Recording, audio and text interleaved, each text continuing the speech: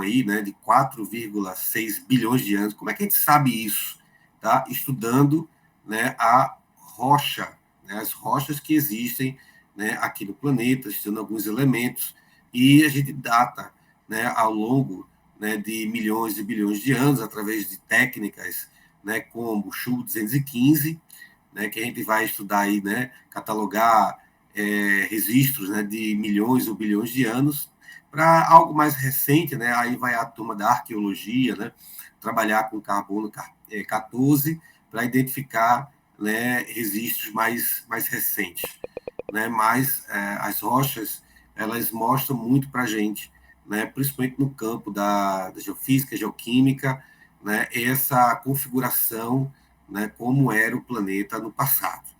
Né? Então, a nossa conversa de hoje vai voltar um pouquinho, né, sobre isso. Tá? Então, deixa eu passar aqui novamente. Bom, essa parte eu achei super interessante, não sei se alguém já leu sobre isso, né? Que o nosso sistema solar, o nosso sistema planetário, né, ele não se formou da noite para o dia, né? Então, se levou aí, né, alguns, né, bilhões de anos, né, para que os planetas começassem a demonstrar uma feição, né, uma morfologia, né, como nós conhecemos hoje. Então, no passado, né, tudo era gás, poeira, detrito, elementos químicos, né, até porque o Sol surgiu em um ambiente, possivelmente, né, de restos de estrelas, né, então ele captou muitos elementos que estavam espalhados ao redor, né, do nosso sistema solar. Então, os elementos mais pesados, né, vieram para próximo da estrela, elementos como níquel, ferro, né, e outros elementos, e os mais leves, né, os gases, né, ficaram mais distantes da estrela, conseguiram aí formar, né, planetas, né, gigantes, que são os nossos gigantes gasosos, né, o Júpiter, o Saturno, Urano e Netuno. Né? Então, essa parte, né, introdutória é interessante, né, porque a gente vai acompanhar até mesmo, né, a organização dos elementos químicos dentro do sistema solar, né, que começa nessa grande nuvem, né, de poeira cósmica, né, e ao longo do tempo essa nuvem, né, ela vai rotacionando, né, junto com a protoestrela, e quando a estrela ela se forma, né, aí sim ela começa a captar, né, a recrutar esses elementos mais pesados próximo a ela, e com o passar do tempo, né, o sistema solar ele vai esfriando, né, e ele vai tomando forma, se configurando como nós conhecemos hoje. Né? Então, o resfriamento, né, quando a gente fala, que a gente está falando na escala aí de milhares de graus Celsius, então isso vai, ao longo do tempo, né, tomando, né, um resfriamento natural e dando forma aos planetas, né, principalmente os rochosos. Nós temos aqui uma grande exceção, né, que é o planeta Vênus, né, que ainda ele não resfriou, né, como os outros. Né? Então, Vênus tem a temperatura de 450 graus Celsius, né, a temperatura ambiente de Vênus, mas provocado também por um forte efeito estufa, né, que existe no planeta. Tá? Mas isso é um papo mais para frente, voltado para uma característica específica, né, de cada planeta, né, que a gente pode estudar dentro do sistema solar. Né? Mas dentre os 4 rochosos, né, Vênus é o único que não ainda resfriou. Tá? Né? E aí a gente vai ver um pouquinho, né, essa formação do planeta. Aqui vou passar alguns exemplos disso, né? Mercúrio, Vênus, vou passar aqui alguns exemplos disso, e a gente vai ver, né, essa formatação, né, que ao longo do tempo os planetas eles resfriaram e conseguiram ter a configuração, né, atual que nós conhecemos. Tá aí Saturno com seus anéis, né, e não é o único que tem anel, não, tá? Outros planetas do sistema solar também têm anéis, né, como Urano, por exemplo.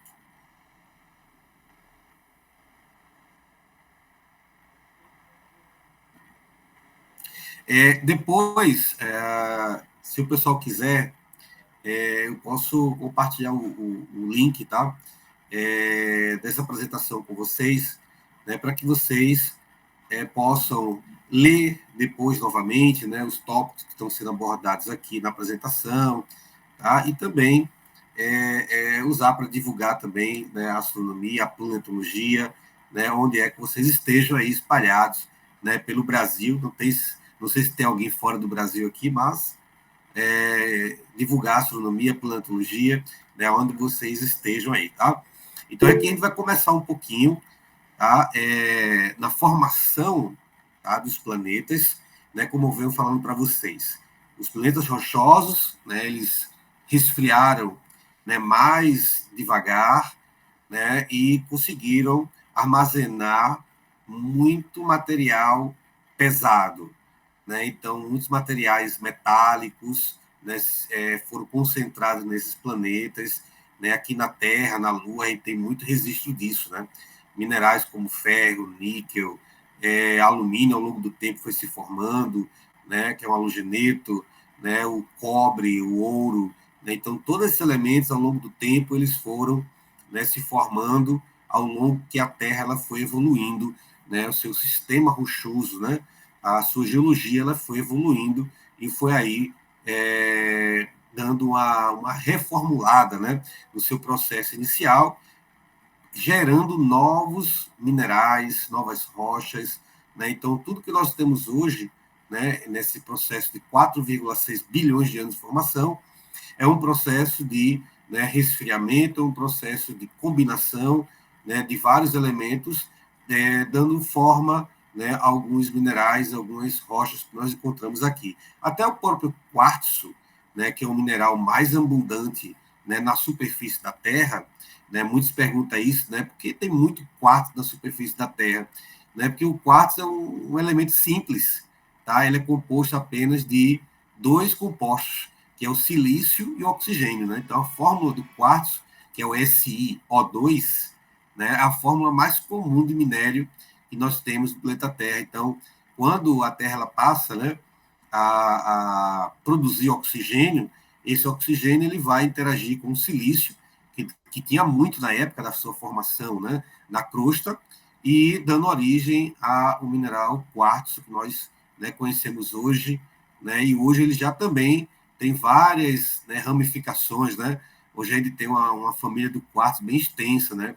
O quartzo hialino, o quartzo amarelo, que é o citrino, o quartzo roxo, que é a ametista, né? Depois eu posso até programar uma palestra para vocês voltados para isso também, né?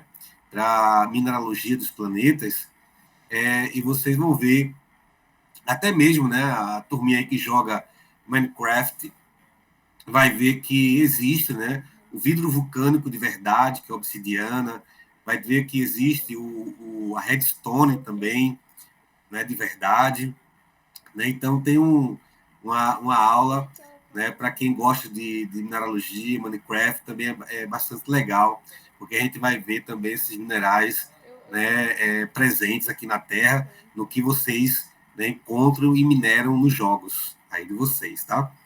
E chegando, né, à fase dos planetas gasosos, né, que eles não conseguiram concentrar, né, muitos elementos, né, que dão característica, né, a parte geológica física, né, a matéria física dos planetas, né, as rochas, né, apenas ficaram com um pequeno núcleo, tá, de formação rochosa e parte de gelo, e no restante você tem, né, todo o planeta formado por gases, né, de diversos elementos também químicos, né, metano, entre outros. Tá?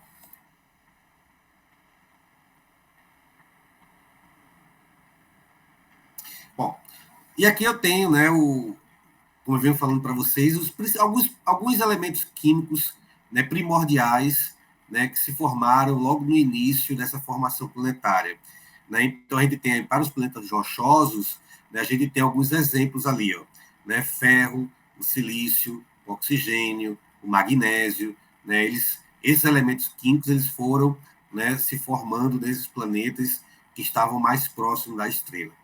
E nos planetas, né, mais distantes da estrela, né, elementos simples, né, como, né, o hidrogênio, o hélio, o metano, a amônia, né, foram se formando e agrupando e formando os planetas gasosos do nosso sistema planetário.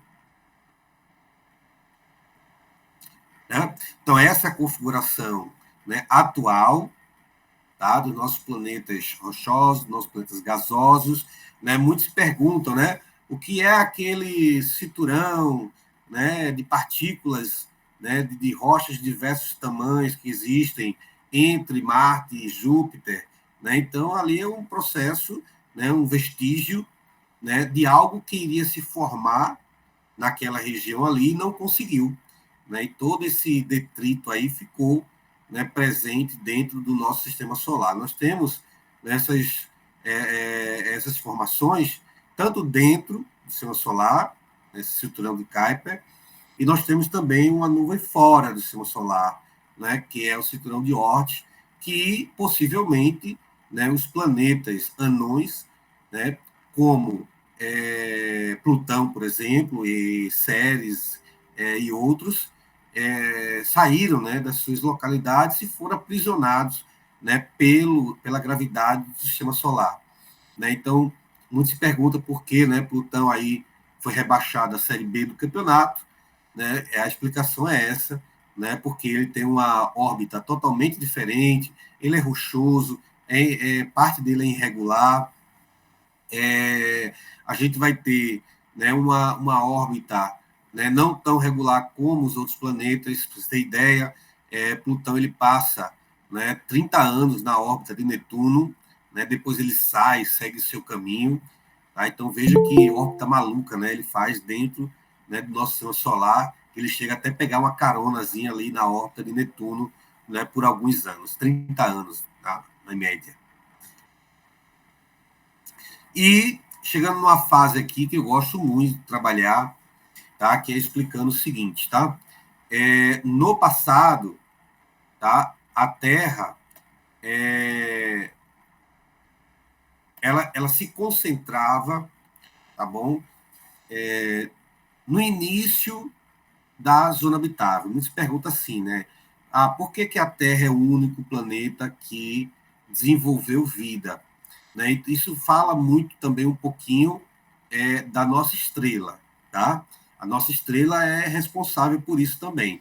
Se você acompanhar ali do lado, né, esquerdo da tela, vocês vão ver ali estrelas de diversos tamanhos, diversas temperaturas. Então, de acordo, né, com a temperatura da estrela, a zona habitável ela se posiciona em um certo momento do sistema planetário. Tá? Então, vocês estão vendo aí, por exemplo, né, que Vênus está, né, tá ali totalmente fora, né, da zona habitável. Né? A Terra está ali numa posição muito confortável, né, ou seja, numa região que não é fria e que não é quente, ou seja, no meio da zona habitável. E já Marte está lá mais para trás, né, já no finzinho dessa zona habitável. Né? Então, no início do sistema solar, Marte era um pouco parecido com a Terra. Tá? Ele tinha oceano, ele tinha rios, né? Ele tinha atmosfera, porque a nossa estrela era mais quente.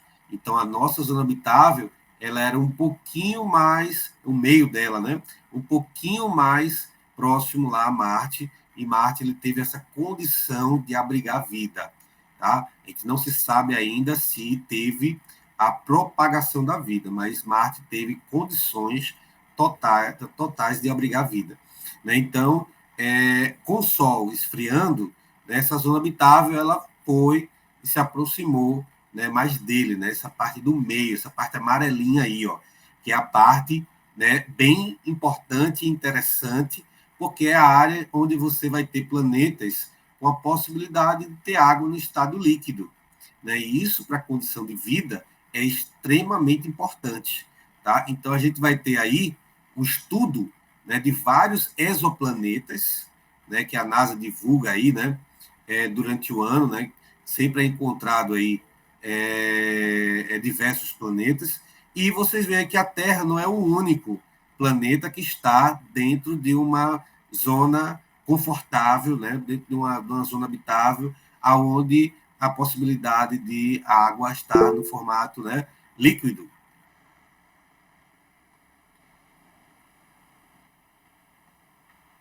Caixinhos dourados, não entendi sua pergunta. Apareceu aqui para mim e rapidamente sumiu, tá? Depois coloca aí novamente aí, caixinhos dourados. É mais ou menos isso, tá? A gente está numa zona habitável aí, que nós temos uma temperatura confortável, né? O planeta ele oscila, né? Entre temperaturas próximas a 0 grau, temperaturas próximas a 40 graus. Então, essa fase, né, da temperatura aqui na Terra que deixa o nosso planeta aí com essa possibilidade extrema, né, de propagação de vida, e foi o que aconteceu, né, até o momento. Né, a vida prosperou aqui. Consequentemente, em outros mundos, analisando essa perspectiva da Terra, consequentemente, em outros mundos, a vida pode ter prosperado. Né? Só que o ser humano ainda não conseguiu encontrá-la. Né? A gente não encontrou ainda essa vida, né, espalhada em outros mundos. Mas, olhando para esse quadro aqui, olhando para essa perspectiva, né, da Terra, né, o 14, né, 10b, aí tem grandes, né, possibilidades, como também, né, o Gleice 667cc, né, o 442b, né, esses aí têm grandes possibilidades de abrigar, né, água no estado líquido e, claro, né, ter a vida prosperando nesses mundos, né, nesse exato momento. Então vejo aí que não somente a Terra, né, existe outros mundos também que eles se encontram na zona habitável, né, dentro dos seus sistemas solares, de acordo com o tamanho e a temperatura da sua estrela. Né? Então, temos essas possibilidades, né, no futuro, né, distante, de a espécie humana, né, encontrar, né, vida abrigada em outros mundos. Tá?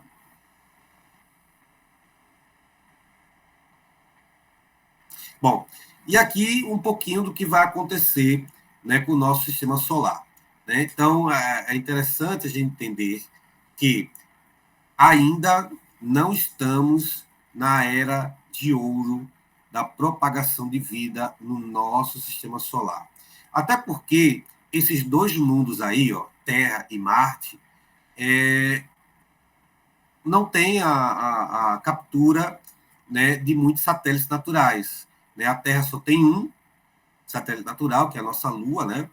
Que é a nossa Lua Selene, e Marte, né? Que capturou, né, dois corpos rochosos, né? Phobos e Deimos, mas, né, que também não há possibilidade da vida prosperar nesses mundos. Né? Então, até pela própria geologia, pela própria morfologia, né, desses corpos celestes, né, de não ter atmosfera, de não ter água no estado líquido. Né? Vocês veem que a Lua está nessa mesma posição que a gente está aqui, mas ela não conseguiu, né, ter uma atmosfera, ela não conseguiu, né, por causa disso, ter água no estado líquido, e não conseguiu prosperar a vida lá.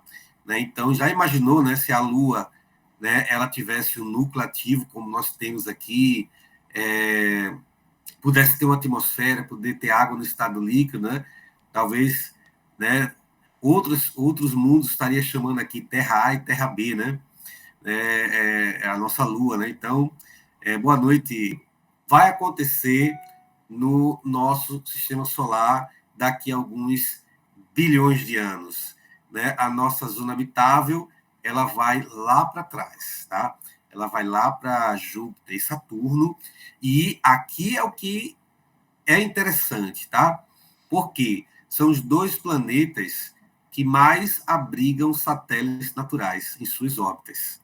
Tá? Então, nós temos aí a possibilidade da vida prosperar, né, em cada um desses mundos que estão aí circulando, né, o planeta Júpiter e o planeta Saturno. né? Então, essa fase aí sim, né, para mim, vai ser a fase de ouro da propagação da vida no sistema solar, né? Porque nós temos aí, nessa área, né, uma quantidade enorme de luas, né? E algumas até com muita água, como é o caso de Europa, né? Então, nós temos aí a possibilidade de uma propagação gigantesca de várias formas de vida quando o sistema solar chegar nessa fase aqui, ó. Então, se olhar para a Terra vai estar bem mais parecido com Marte, né, com Marte e Vênus nesse momento aqui do que, né, a que nós conhecemos hoje, né, nosso mundo aqui, nossa casa. Tá? Então, vejo que nesse momento, Mercúrio e Vênus não vão existir mais. Tá? Então, nesse momento, o ser humano, ele possivelmente já saiu, né, já fugiu do nosso planeta, se chegarmos a essa idade aí, né, daqui a alguns bilhões de anos para o futuro, e vamos morar em alguma lua, né, ou de Júpiter ou de Saturno, né, que vão estar ali dentro, né, da zona habitável, tá? O Izuku está falando. Cara, assim, duvido. Duvido. Bom, temos alguns bilhões de anos ainda para evoluir, né? A espécie humana, claro, ela vai evoluir juntamente com as condições, né, do momento, né? Então, já evoluímos muito, né?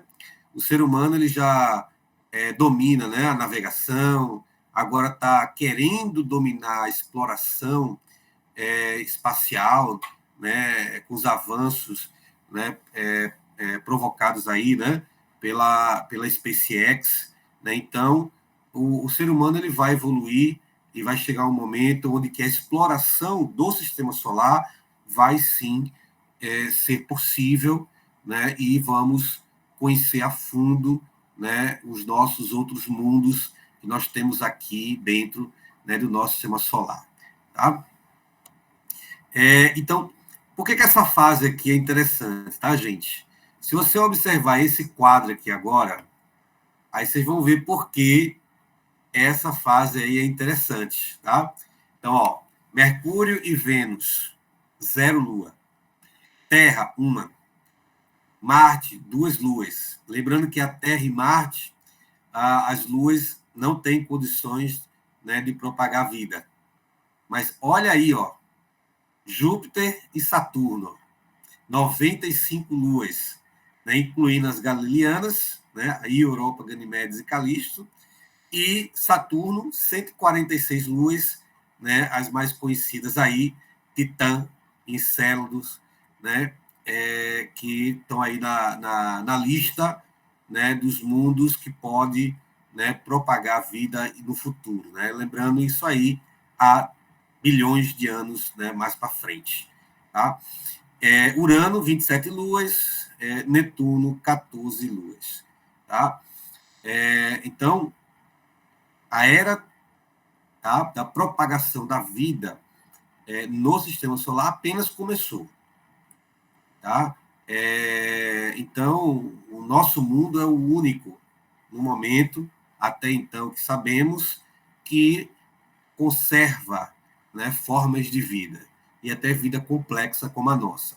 Tá? Mas, daqui a bilhões de anos, né, nós temos aí a possibilidade, não apenas de um, mas de vários mundos que estão aí ao redor de Júpiter e ao redor de Saturno, né, ter essa propagação de vida quando há essa fase, né, da zona habitável, né, ela se propagar, né, para Júpiter e Saturno. Tá? Então, nós temos esse processo evolutivo, né, do nosso sistema solar, né, que para, né, a questão da vida, né, vai ser um processo interessante. Tá? E a grande pergunta de hoje, alguém já respondeu ali, duvido, né? Mas a grande pergunta de hoje é: Iremos abandonar o planeta Terra, sim ou não? Né? Então, essa é a grande, né, pergunta. Né? Então, até aqui, né, pelo que vocês ouviram e assistiram, né, a gente pode pensar, né, meditar nessa pergunta, né? Se iremos abandonar o planeta Terra no futuro, tá?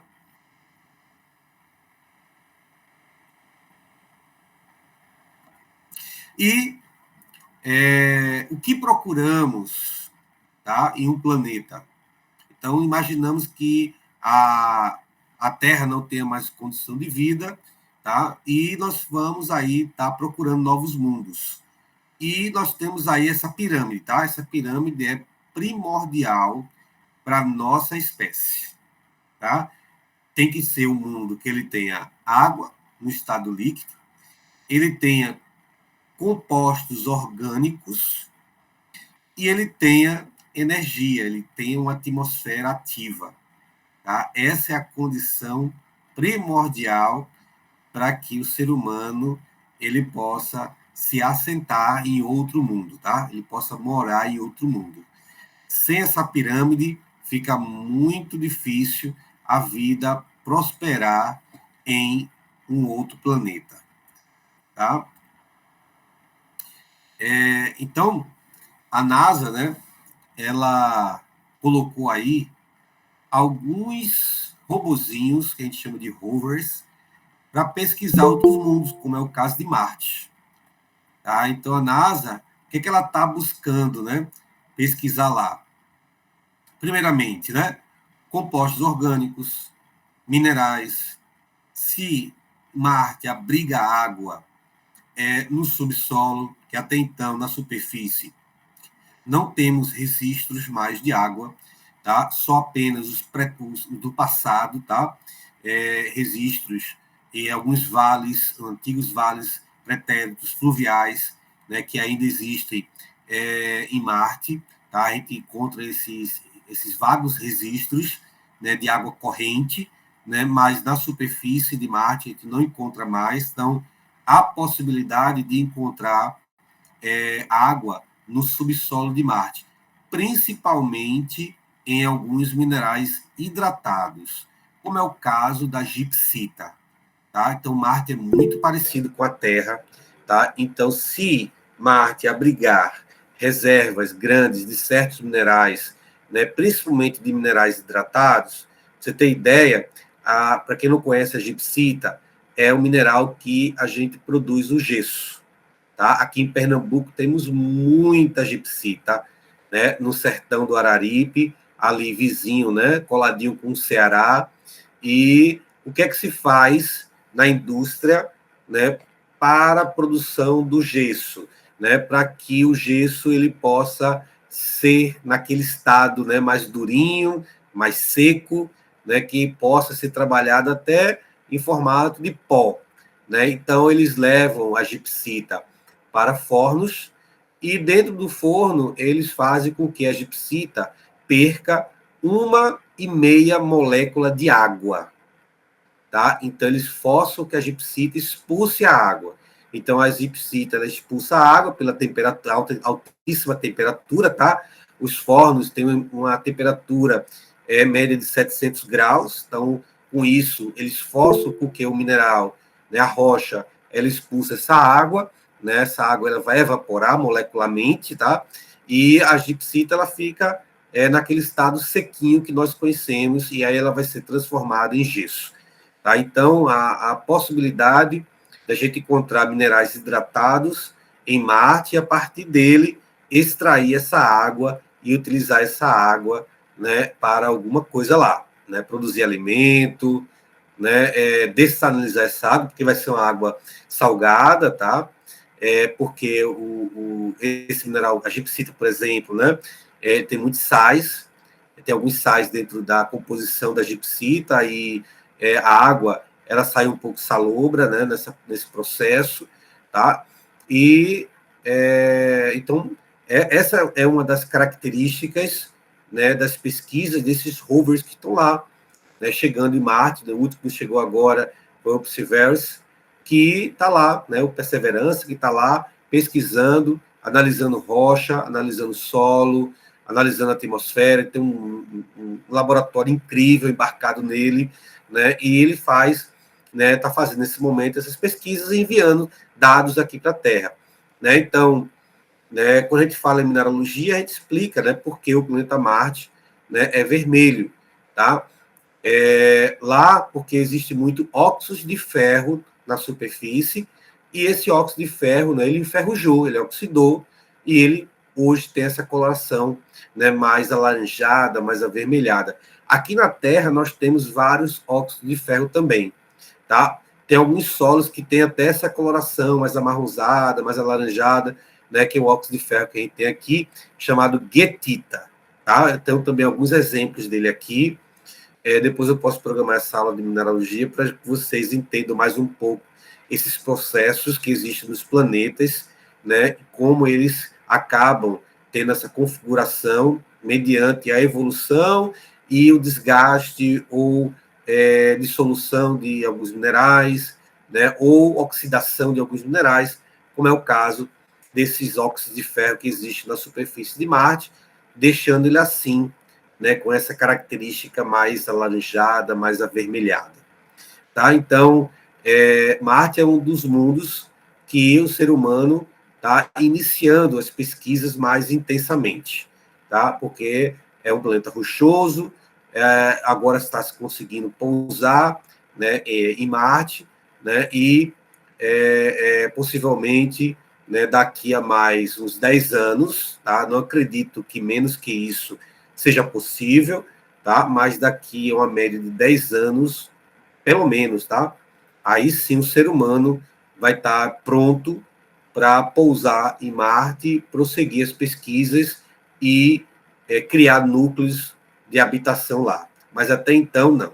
Tá? Então, a previsão, tá, que isso aconteça no prazo mínimo, tá, de 10 anos. Lá para 2035, 2036, aí sim o ser humano pode, né, estar ou não preparado, né, para pousar em Marte. Eu não acredito que antes disso, né, missões tripuladas possam ir para lá. A NASA ela vai, primeiramente, desenvolver, né, uma pesquisa mais intensa na Lua, né, para que de lá, né, sigam projetos para Marte. Tá? Alguém levantou a mão aqui, né? Vamos ver aqui quem está fazendo algumas perguntas. Também acredito que não. Rian falando aqui. Quem mais? Eu vi que alguém estava falando ali, acho que alguém perguntou quanto tempo. Se refere aqui a quanto tempo? Alguém falou aí com relação a tempo. Quem foi que falou? O menino que mandou no chat a relação do tempo da aula. Não foi, acho que foi em relação a quanto tempo lá as pesquisas lá em Marte, eu acho. Mas estamos chegando no fim, tá? Alguém quer falar? Juliana levantou a mão.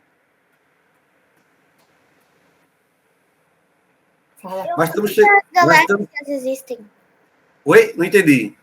Desculpa. Quantas galáxias existem?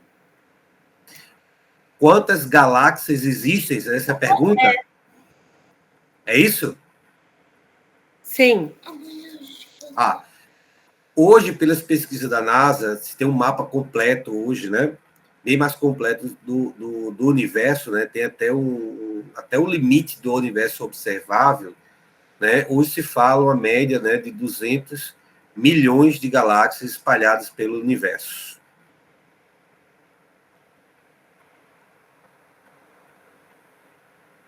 Sob a sonda Osiris-Rex, que foi enviado, deve ser enviado ao espaço.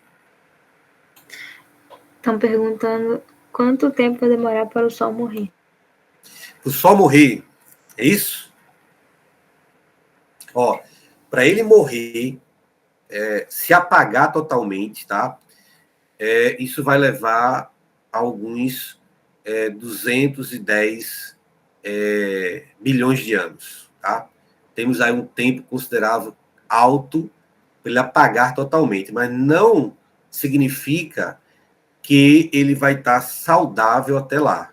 Vocês viram aí que daqui a alguns bilhões de anos, né, ele vai crescer, tá? E a vida na Terra, ela não vai, né, conseguir suportar, né, as altas temperaturas, né, a proximidade do Sol, né, como é o exemplo hoje de Mercúrio, né, que está ali bem perto, né, do nosso Sol, que é um planeta totalmente calcinado, né? Ele, né, é bombardeado constantemente, né, por radiação, vento solar, e não consegue produzir nada, né? Alguém levantou a mão, pode falar. Com o tempo, a galáxia de Andrômeda vai colidir. Basicamente, esse preparatório desse aulão é para a prova da primeira fase, a prova da Olimpíada inteira. Da primeira fase. Depois de programar uma para a segunda fase. Eles são bem curiosos. Marcelinho perguntou quanto tempo a galáxia de Andrômeda vai colidir com a Via Láctea. Olha, quando a gente fala de universo, a gente está falando na escala de milhões e bilhões de anos. Então, a Andrômeda tem uma média aí de mais... Oi? Calma.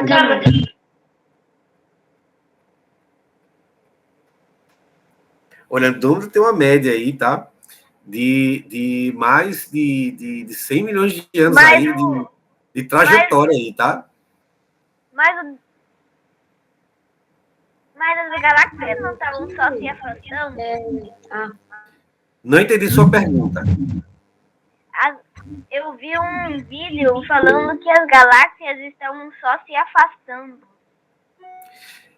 Alguns estão se afastando, mas nesse caminhar, nesse processo de afastamento, elas podem se encontrar nesse processo, como é o caso, né, da nossa galáxia com a galáxia de Andrômeda.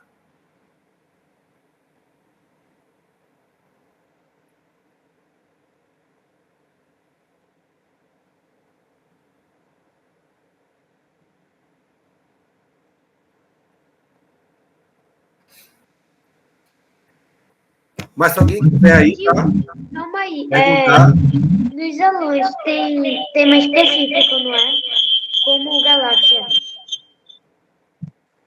Não entendi. O áudio deu uma microfonada agora, atrapalhou sua voz. Tá.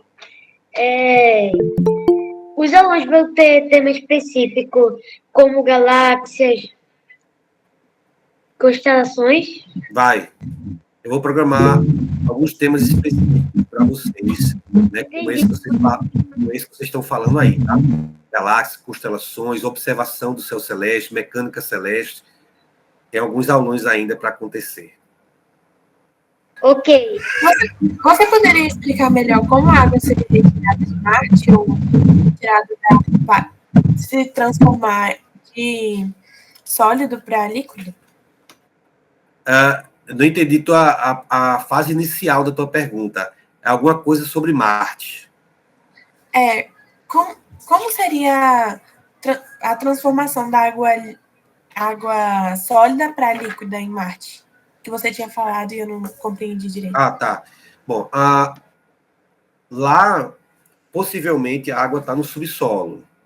Tá? Ela não está chegando mais na superfície, até porque os processos geológicos de Marte, eles diminuíram, né? Quase cessaram. Então, Marte hoje não tem um campo magnético, né? Como nós temos aqui na Terra. Então, ele é bombardeado mais fortemente, né?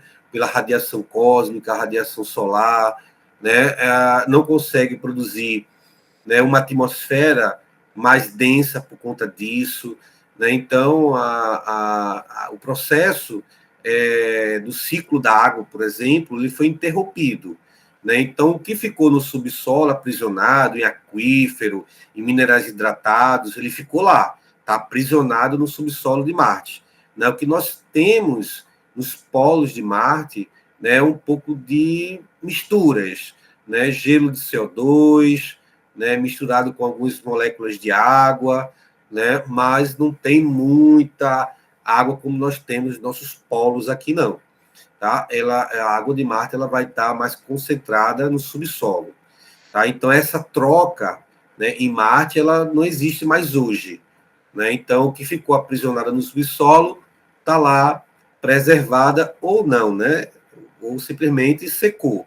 É isso que o ser humano ele vai descobrir, né, daqui para frente, né? Como e onde ele vai extrair essa água e como ele vai extrair essa água lá do planeta Marte. Ô, Rio, eu tenho uma pergunta. Pode fazer.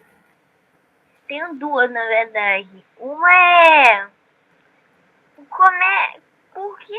Como que a água simplesmente some da existência, sendo que eu vi pela ciência que nada se destrói e tudo se transforma? Eu não entendi tua pergunta. A tua voz ficou indo e voltando. Eu não cheguei a escutar tudo. Repete tua pergunta novamente, mais alto. Como é que a água se destrói? Simplesmente seca. Como é que a água se destrói? É isso que você perguntou? Sim. Você está falando lá em Marte? Como é que ela seca? Então, aqui na Terra a gente tem o ciclo da água. Acho que você já deve ter ouvido falar no colégio, tá? A professora de ciência explicando que a água aqui na Terra ela evapora, ela condensa, né, forma nuvens, e essas nuvens elas vão precipitar, né? Elas vão devolver essa água em formato de chuva. Então, lá em Marte, esse processo acabou há muito tempo, né? Há milhares de anos que o ciclo da água acabou em Marte. Tá? Então, a água que circulava no planeta Terra, ou no planeta Marte, na superfície, ou que tinha na superfície, secou. Né? Marte virou um grande deserto. A água evaporou, e como ele não tem atmosfera, né, ele não produz mais, né, o ciclo da água. A atmosfera de Marte é muito ralinha. Né? Não é à toa que, né, a gente consegue observar o planeta de muito distante, né, a característica da superfície, porque a atmosfera é muito ralinha, né, muito fina. Né? Então, a água que ela conseguiu infiltrar no subsolo, né, nas rochas porosas, nos aquíferos, né, que são reservatórios subterrâneos de água, que nós temos aqui na Terra também, né, diversos aquíferos. Então, está lá preservada. Né? Ela não sai mais, né, para a superfície, até porque a água ela não infiltra mais, ela não aumenta a pressão, né, no subsolo pela quantidade, não tem mais características geofísicas, né, de pressão no subsolo, ou seja, movimentação de placas tectônicas, movimentação de crosta, fazendo com que a água ela possa sair, né, em altíssima pressão. Então, como ele não tem mais esses processos, o que ficou no subsolo ficou lá preservado, ou em aquíferos ou em minerais hidratados. E o que estava na superfície evaporou, secou, né? Foi-se embora para a atmosfera e de lá para o espaço. Né? Então, não tem mais esse ciclo da água lá em Marte. O professor, desculpe interromper, só queria fazer duas perguntas. Existe a possibilidade de duas galáxias colidirem? E se sim, quais seriam as consequências, as explosões, etc. Bom, isso existe, já aconteceu. A NASA tem, inclusive, já visualizou, né, o resquício desses encontros. Existe um simulador, você pode até colocar no Google, tá? Simulador de encontro de galáxias. Né? Quem tinha um simulador bem bacana era o pessoal da Universidade Federal do Rio Grande do Sul, departamento lá de astronomia. Eles têm um simulador online, né, que você consegue projetar o encontro de galáxias, né, e ver os efeitos disso, né? Então, né, o encontro de galáxias, né, é aquele negócio, ele também não é rápido, ele só acontece há bilhões de anos, né? Por exemplo, nós temos aí Andrômeda e a nossa galáxia, entre 4 e 5 bilhões de anos é que elas vão estar se encontrando aí. Então, é um movimento muito lento, né? Então, né, ocorre aí a destruição, né, de ambas as galáxias, né? A gente sabe que dentro, né, no interior da galáxia, a gente tem, né, buracos negros, né? A gente tem um buraco negro no nosso centro da nossa galáxia, Andrômeda também tem, né? Então, o buraco negro mais massivo, né, o maior, né, ele vai capturar mais matéria, né? Ele vai sugar mais matéria da outra galáxia, destruindo a menor galáxia, a galáxia de menor proporção, né? Que no caso entre a nossa e de Andrômeda, a menor é a nossa, né? Então, possivelmente, né, o que sobrar de Andrômeda vai ser das extremidades que não entrou em atrito, em contato, em choque, né? Mas o colapso entre duas galáxias massivas como a nossa e de Andrômeda, né, é um imenso espetáculo, né, do universo. Ó, tem alguém colocando ali um site ali, possivelmente é um site desse simulador, tá, de encontro de galáxias. Você pode ir lá conferir lá, né, e ver o espetáculo que acontece. Tá? Olha, ó, link do simulador de colisão de galáxias, é isso aí mesmo. Tá? Ok, obrigado. Quer continuar a aula depois a gente tira as dúvidas no final? Então estamos chegando aqui no final, né, Belezinha. da apresentação de hoje, né? Hoje a gente eu vim falar aqui somente, né, sobre esses conceitos básicos, esses processos básicos do sistema solar, né? Outra pergunta de hoje, né? Será que existe vida lá fora, né? E como é essa vida? Se é uma vida complexa, se é uma vida simples, unicelular, né? Então, tem vários, né, filmes que falam sobre isso, né? Esse aí é um dos que vocês já assistiram, com certeza, né? Então, essa é outra pergunta, né, que a gente coloca, né, quando a gente está trabalhando esses temas, né? Será que existe vida lá fora, né? Hoje, a astrobiologia, que é a ciência responsável por responder essa pergunta, tá? Trabalha com uma equação, não sei se vocês já ouviram falar, que é a equação de Drake. A equação de Drake é um cálculo que é feito para estimativa de mundos com possibilidades de civilização inteligente como a nossa, né? Então, depois, até eu posso colocar depois para vocês, né, um resumo sobre a equação de Drake, que, inclusive, para quem gosta, né, de séries, aquela série de Big Bang Theory, passa um episódio nela, o Sheldon e os amigos comentando sobre a equação de Drake, né? Então, é uma equação que ela mostra, né, as possibilidades e os números, né, possíveis. Só vim falar porque eu estava vendo lá o simulador, então depois de 30 anos que elas se aproximam, já começam a se encostar. Exato. Tá? E aí a equação de Drake ela mostra isso, tá? As possibilidades, né, de mundos com vidas, né, com civilizações complexas e inteligentes como a nossa. Tá? Depois eu posso até deixar um resumo para vocês sobre isso, para que vocês possam, né, pesquisar mais sobre a equação de Drake, né, e tentar, né, fazer esse cálculo aí básico, que é só multiplicação, né? F vezes Fn vezes SD vezes SC, é só multiplicação, isso tudo vezes, né? Bem interessante a equação de Drake.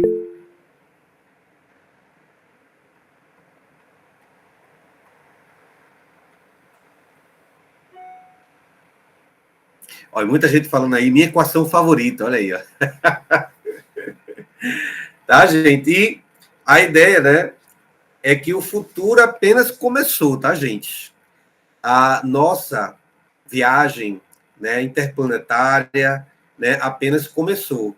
Nós estamos na fase atual de exploração do espaço, no mesmo momento em que os portugueses estavam começando a viajar pelo mundo, descobrindo novos mundos, né, querendo chegar nas Índias, chegaram aqui nas Américas, né? Então, a nossa, né, corrida espacial, nossas viagens interplanetárias apenas começou. Nós estamos nessa fase, né, de início, Eu quero né, falar como os uma portugueses coisa. também estavam no período do início das grandes navegações. Eu vi lá no site que em 50 anos as galáxias já praticamente se destruíram. 50 anos ou 1000 anos? Acho que tem uns zerinhos a mais aí, né? Tem uns zerinhos a mais aí. Tá, gente? Eu vou reduzir a tela aqui agora, tá? Para que eu possa fazer esse bate-papo. Deixa eu ver aqui. Agora, olha aí quanta gente participando aqui, ó. Muita gente participando. Né? Então, espero que vocês tenham gostado. Né? Qualquer dúvida, né, vocês podem entrar em contato, né, lá com o pessoal da Aliança, ou lá no meu Instagram, thiagomarinho.gel, tá?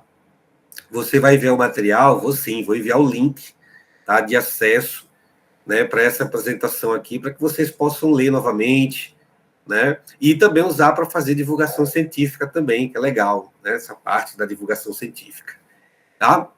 Então, quem quiser fazer mais algumas perguntas, acho que tem tempo ainda, né, Luísa? Ou está no limite do aplicativo aí?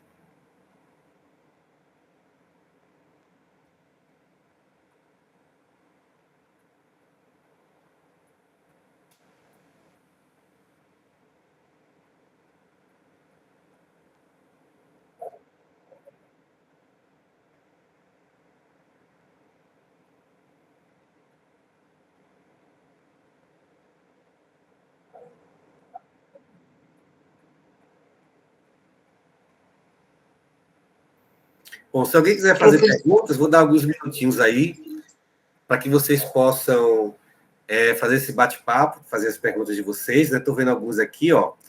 A origem da água do rio. Tem um simulador de quando planetas se colidem? Bom, deve ter. Deve ter simulador de planeta também, tá?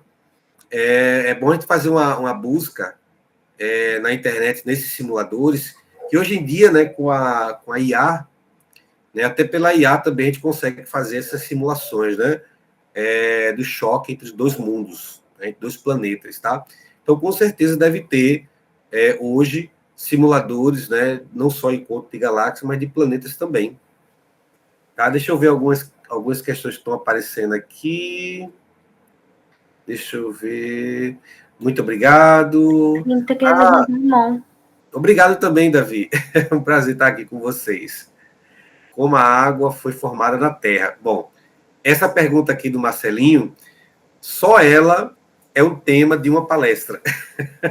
Porque há várias possibilidades, tá? Uma delas é a água ter chegado aqui em fase molecular, dentro de moléculas de sais em meteoritos que se chocaram com a Terra. Então, as moléculas de água, nesse choque com o planeta Terra, elas se espalharam, evaporaram, né, começaram a produzir, né, pequenos ciclos de água, e aí essa água ela foi ampliando, né, foi se transformando em um ciclo maior, e se transformou no que nós temos hoje. Né? Hoje, cada gota do oceano, cada gota de água do rio, né, da chuva, né, que nós bebemos, né, tem bilhões de anos. Né? A gente bebe uma água de bilhões de anos nesse processo de formação. Então, há bilhões de anos que ela fica dentro de um ciclo, né, que a gente chama de ciclo da água. Evapora, condensa, precipita. Evapora, condensa, precipita. né? Então, tem várias possibilidades, Marcelinho, tá, para essa água, né? Uma delas é que essa água ela veio, né, de fora, né, e se agrupou com outros minerais aqui na Terra, né, com o hidrogênio, né, entre outros elementos, e começou a se produzir, o planeta começou a produzir água, né, através de pequenos ciclos, né, da água, isso há bilhões de anos. E até o próprio resfriamento também do planeta, né, a gente olha para o processo vulcânico, e o processo vulcânico também ele libera vapor d'água, né? E como a Terra tinha muitos vulcões nessa época, né? A Terra tinha um campo vasto, né, de processos vulcânicos bem intensos, então todo esse vapor também ia para a atmosfera, né? Então as primeiras chuvas eram extremamente ácidas, né? As primeiras chuvas de ácido sulfúrico, né, entre outros ácidos extremamente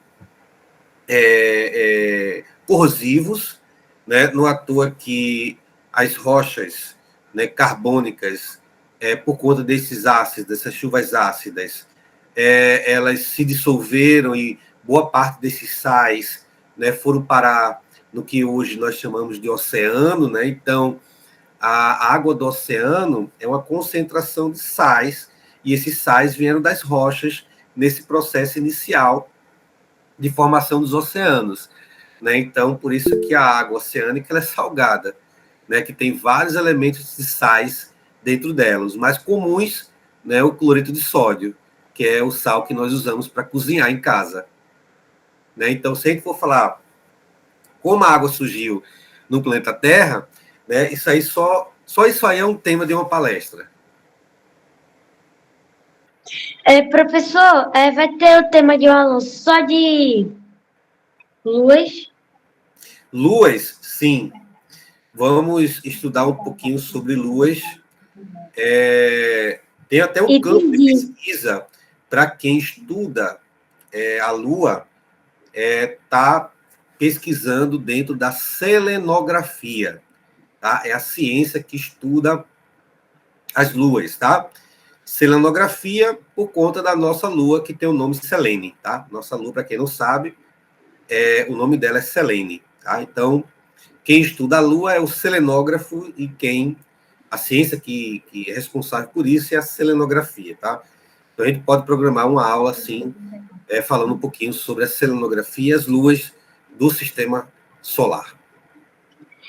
Entendi, tio. E o senhor vai observar a lua de sangue que vai acontecer no dia 14 de março? Vou observar. E tem um eclipse, né? Tem um eclipse essa semana também. Pena que ele ocorre de madrugada, né? Da madrugada da quinta para sexta, né? O pico, se eu não me engano, é às 1h40 da madrugada. Me acorda? Vale a pena também a observação, hein? Madrugada agora, essa semana, de quinta para sexta, vai ter o eclipse. Para nós aqui vai ser parcial, ele vai ser quase total, mas não chega a ser total para a gente aqui. Mas é um belo espetáculo, vale a pena acompanhar, tá? Ver se alguém está colocando algumas perguntas aqui no chat. Eu poderia fazer uma pergunta sobre a primeira fase, segunda fase, terceira? Como é que funciona? Eu faço a primeira fase e se eu passar, eu vou para a segunda? Ou o resultado sai no final?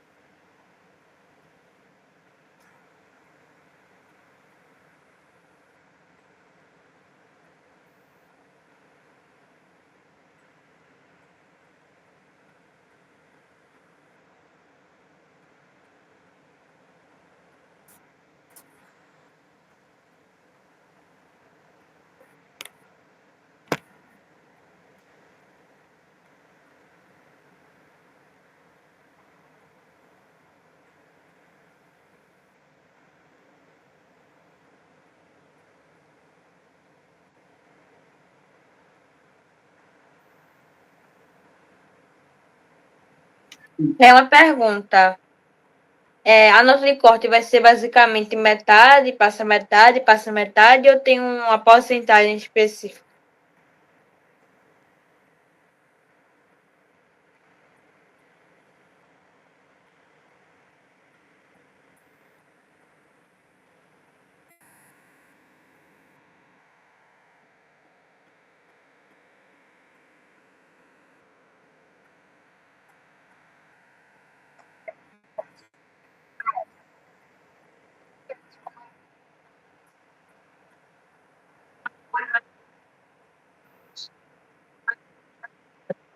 Então, na primeira fase vai ser bem tranquilo, vai ser conceitos básicos de astronomia, né?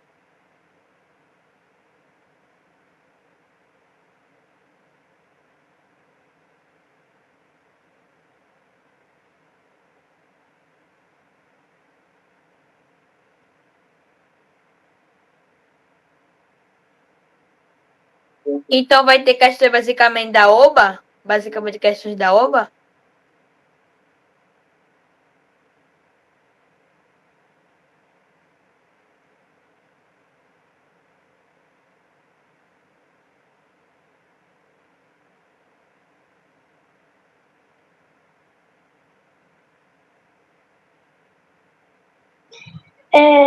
No nível 1, vai ter uma fase ou vai ter 3 fases?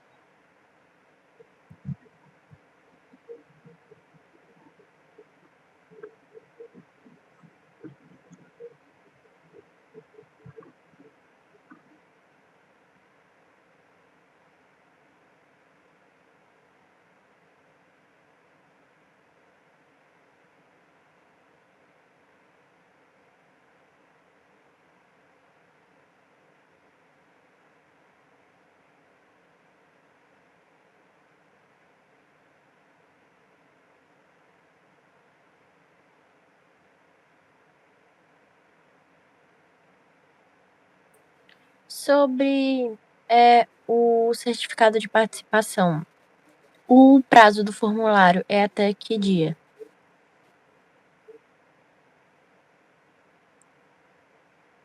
Do certificado é por causa que eu consegui alguns documentos que era só aquele da escola que era para um que envolvia a escola. Aí eu consegui só hoje. Aí não consegui preencher o formulário. É até que dia?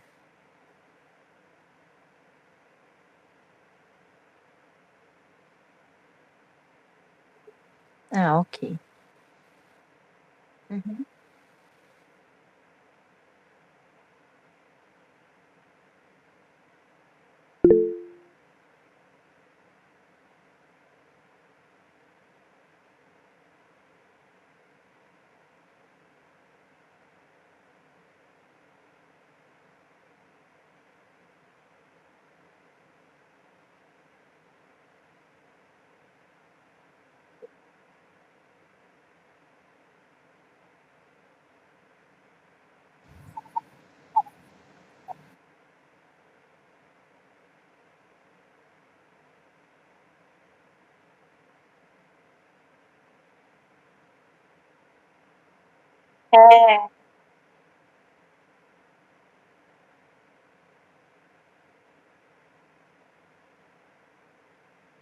São 3 níveis no caso, né?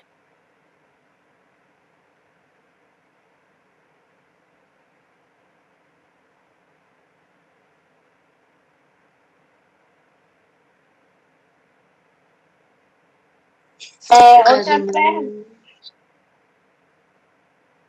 Peraí, eu me esqueci. no caso, no arquivo que tem que colocar, ou declaração da escola, eu coloquei um boleto escolar sem problemas, né?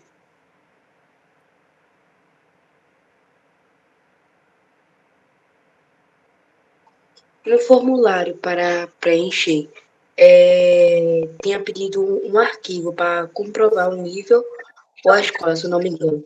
Eu coloquei um boleto escolar, não tem problema.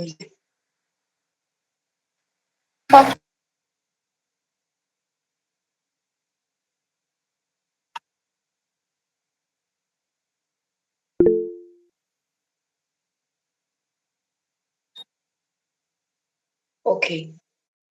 E na,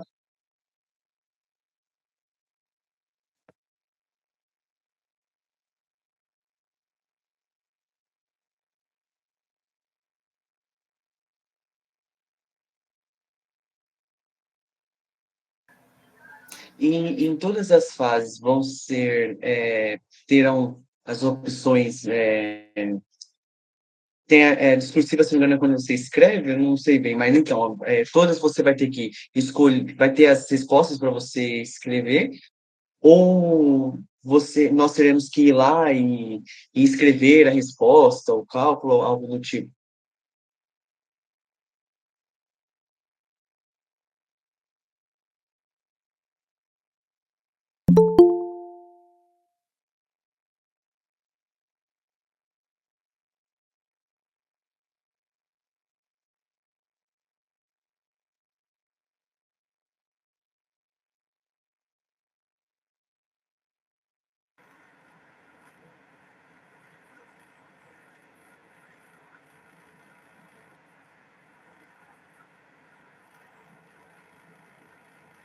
Entendi. E como é que vai funcionar as premiações?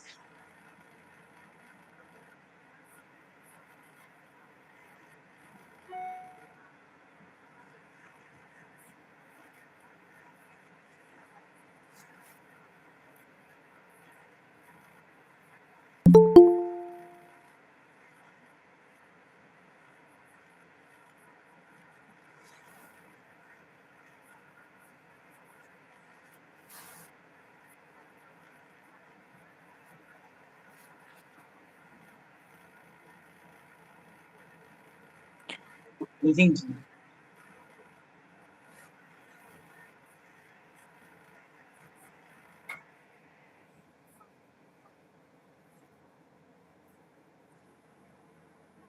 Então vai ser ganhar mesmo a medalha, não só o certificado.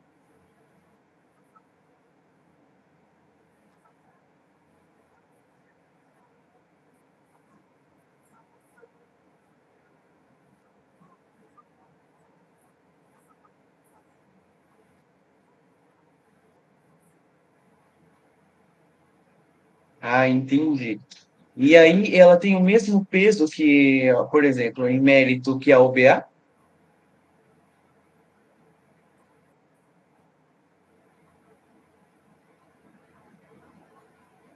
Deixa. O BA que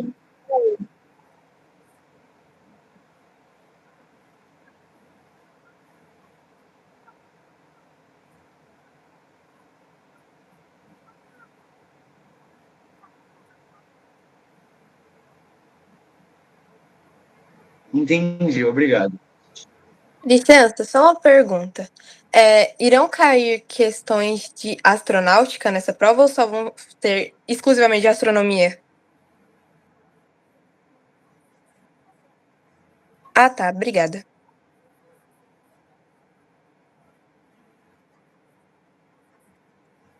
Entendi. E... Então, obrigada. aqui, ó, só vai ter astronomia por primeiro e segundo nível.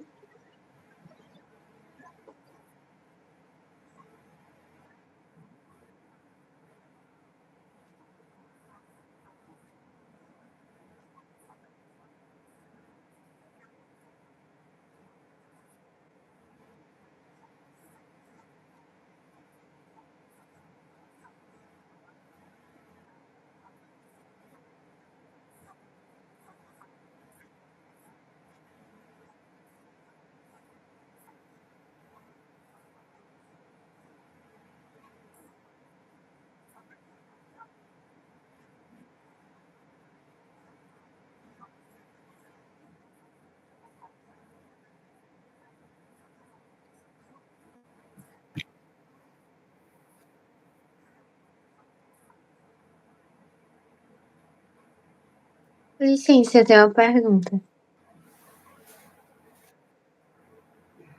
Eu queria saber se as questões objetivas e se as questões subjetivas, elas valem a mesma quantidade de pontos. E se elas valerem quantidades diferentes, eu queria saber quanto vale cada uma E como vai ser julgado, tipo, a pontuação nas que são excursivas?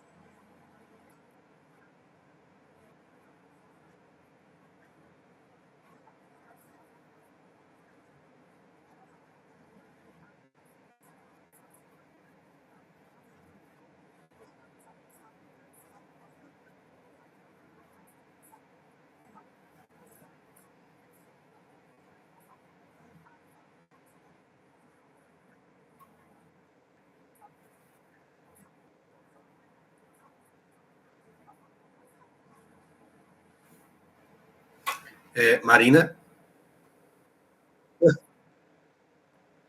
Eu só queria me despedir de vocês, tá? Foi um prazer tê-los aqui nessa palestra. Qualquer dúvida, só entrar em contato, tá bom? E vamos programar os próximos aulões e próximas palestras para falar mais aqui da astronomia, tá bom? Tchau, tchau.